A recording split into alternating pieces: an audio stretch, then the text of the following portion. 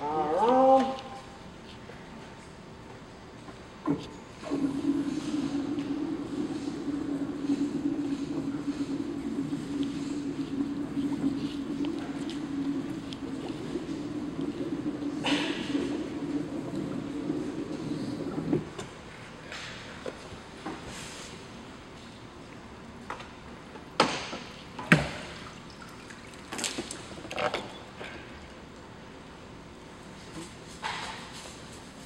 The best thing about this is you have a perfect weld because there's no atmospheric contamination.